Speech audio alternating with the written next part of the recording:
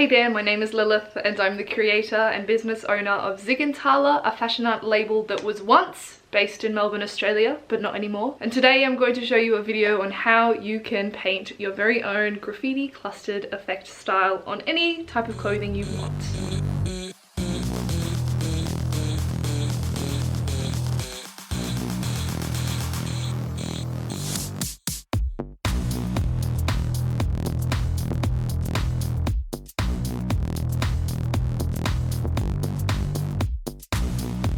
Okay, first up, I would just like to address something. If you have been subscribed to my channel and been watching my videos a whole lot lately, you will know that originally I have always based my business out of Australia, specifically in the beautiful city of Melbourne. But I've had to take a little bit of a hiatus from YouTube as I've been going through a massive life transition, and that is that I have actually moved from Australia and I'm now living over in Europe. So right now I'm actually filming for you in Switzerland, which is really exciting. This has always been something I've wanted to do. In the last couple of years in Melbourne, I have been consistently in and out of lockdowns, which has been a very taxing thing to go through. And now I've decided to take the plunge and move countries, essentially. So yeah, this is a very special video because it is the first one that is being filmed overseas in Switzerland. Now that that's aside, today I'm going to be showing you how you can paint a very chaotic clustered graffiti style, and you can paint this on anything.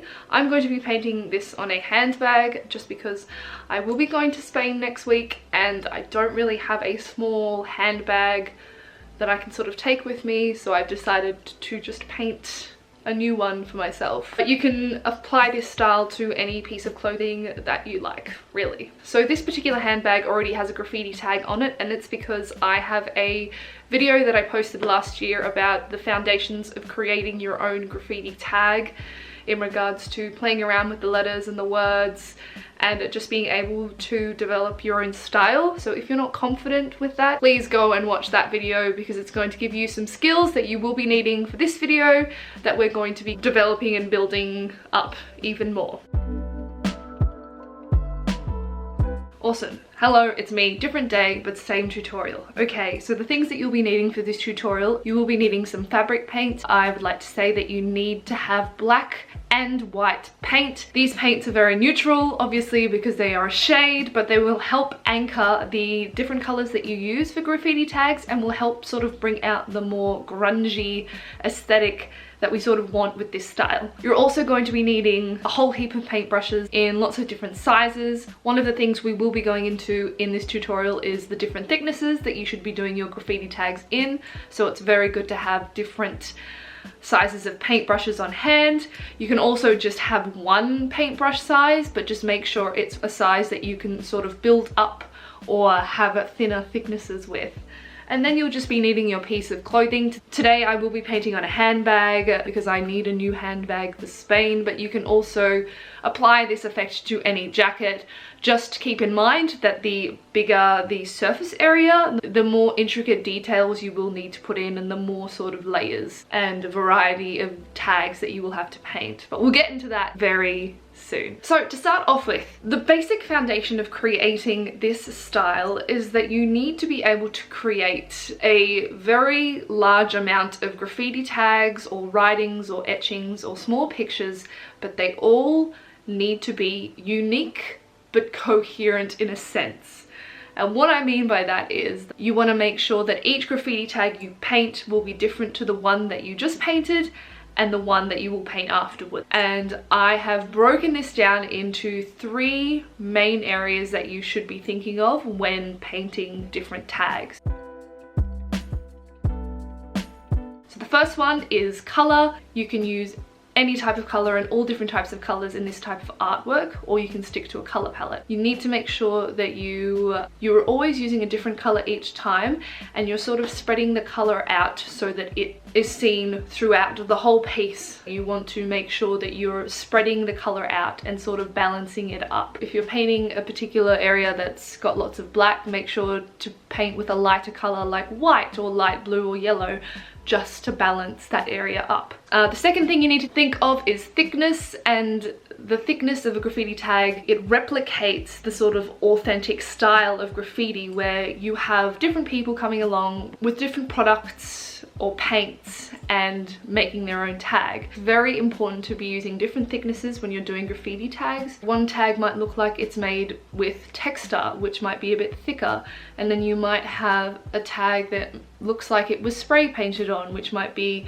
a little bit thicker or thinner. Being able to incorporate different thicknesses in this style is going to really help it look as authentic as possible. And then the third thing you need to be thinking of when you're doing your graffiti tags is direction. When you go up to a graffiti wall, the graffiti tags aren't all straight and they aren't all on one line and they aren't all within their own sort of space.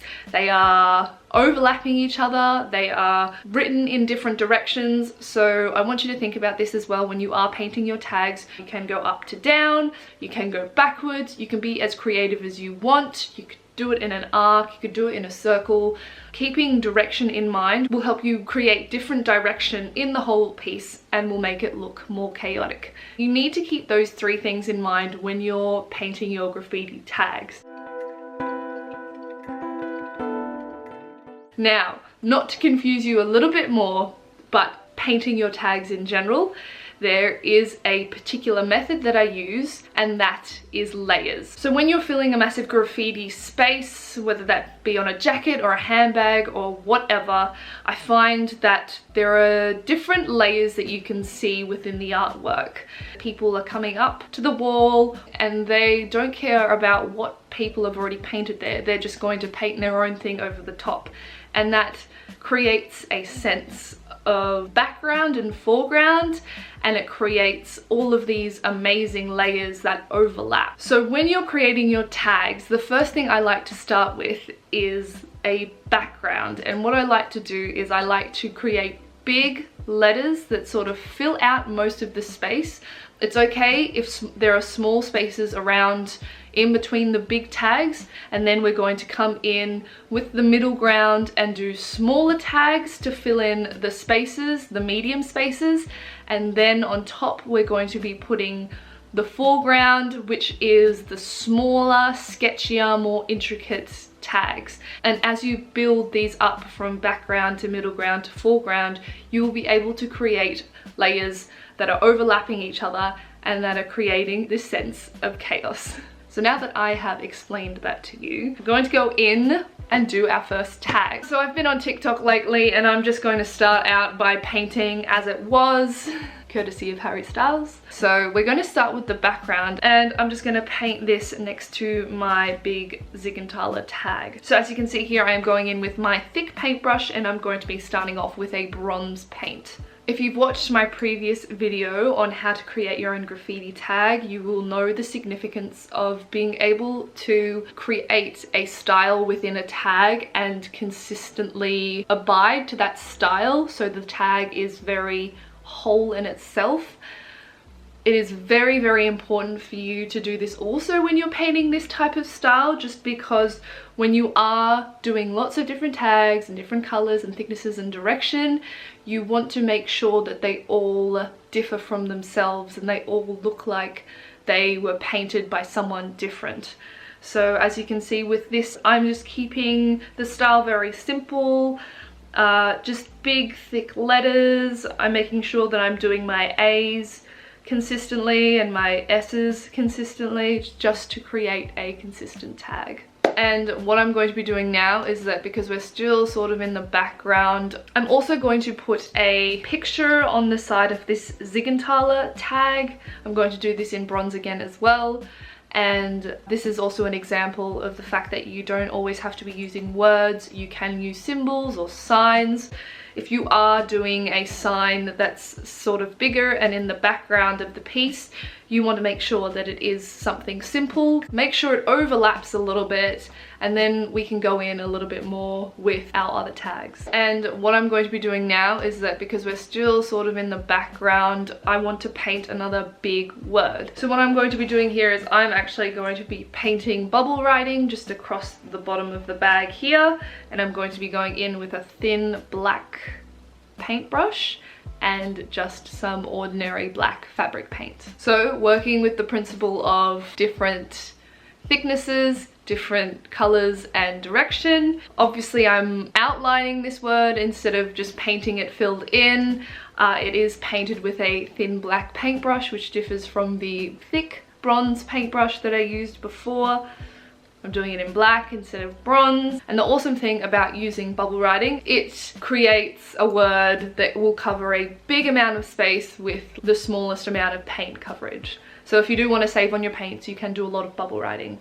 So basically, because this bag is quite small and the area isn't too big, we probably won't be needing to do a mid-ground and a foreground. We're probably just going to do just something on top of the background layer. We've also got this big space between the Zigenthaler tag and the As It Was tag, and I'm actually going to do a picture.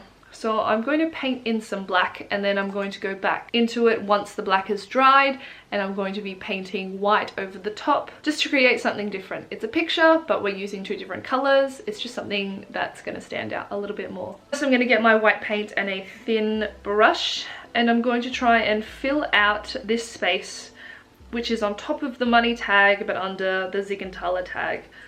And I'm just going to write the word summer. And I'm just going to make sure that this tag is a little bit more stylized.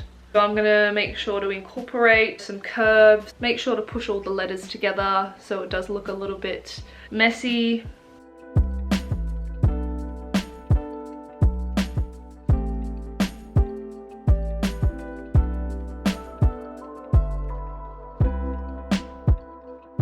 I'm also going to go up near the top of this handbag, and I'm going to paint another white tag.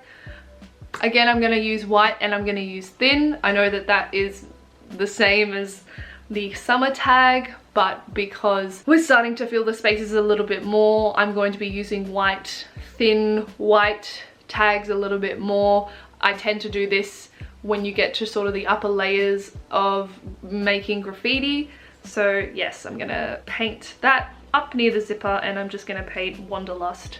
Alright, next is the sides. So what I'm going to be doing is down one side, I'm going to be grabbing my white paint and a thin white paintbrush, and I'm just going to be painting 24/7. So I'm changing it up a little bit. I'm using numbers now. I'm going to be painting them so they read down. You can use that as well when there's sleeves. I mean, obviously you can write a word across a sleeve or you can write it down.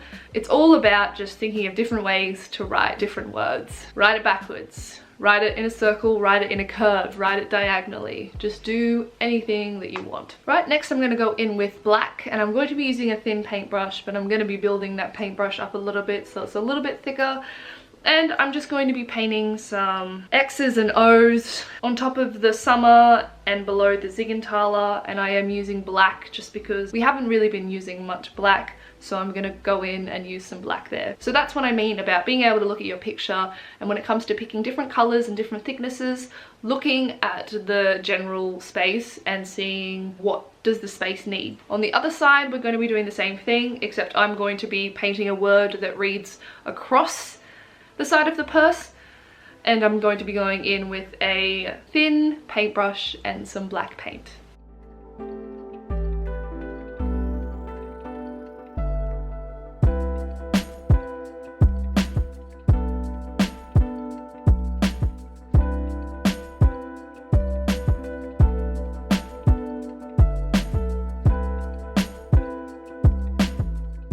So if you've done your tags and you've filled in most of the spaces around your purse or your jacket or whatever, you may look at it and it may still look like it's missing something.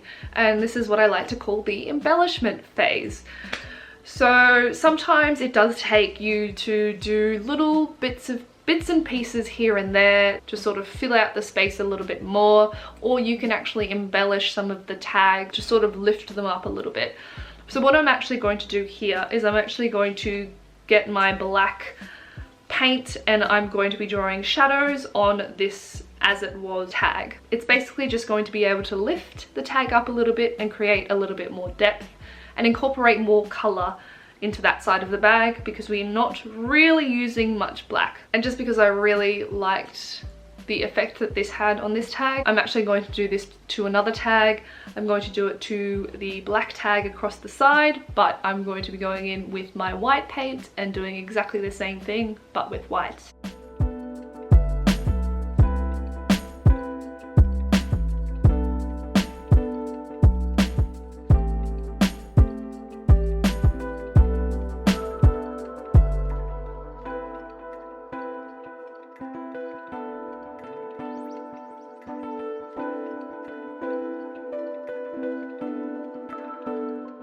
So I really think that really helps lift a couple of the pieces up a little bit.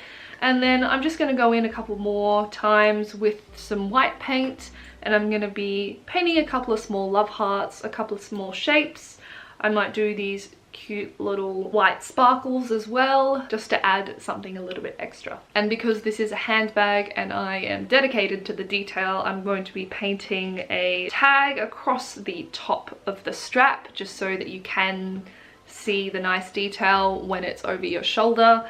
So I'm just going to go in with black, and I'm just going to paint across the strap. So yeah, I usually use more simplified graffiti when I'm filling in different details of a jacket. For instance, if it's across a collar, I'll just do like one tag across the collar, or like for this instance, if it's just one tag along the strap, I'm just going to make sure it's simplified, because in itself it's quite a nice detail already. And that is basically the bag done. It turned out so well, and I'm so excited to be taking this with me to Spain. It's gonna be such a nice accessory to have with just like simple black or plain clothing. And just because of that, I would really recommend you, if you had like a bag or a handbag or something that you wanted to spruce up, this type of effect definitely suits as an accessory to your outfit. Otherwise, if you do want to paint a whole jacket as well, but I do find that doing it on little accessories like this does sort of give this style a little bit more of a wearable aspect to it. So yes, thank you so much for watching this video.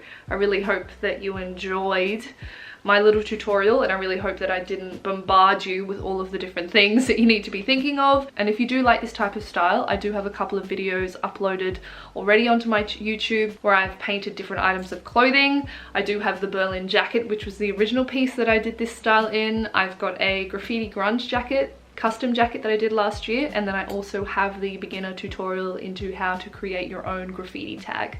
So make sure to check those all out. In the meantime, happy painting. I hope you are inspired, and I will see you in the next video.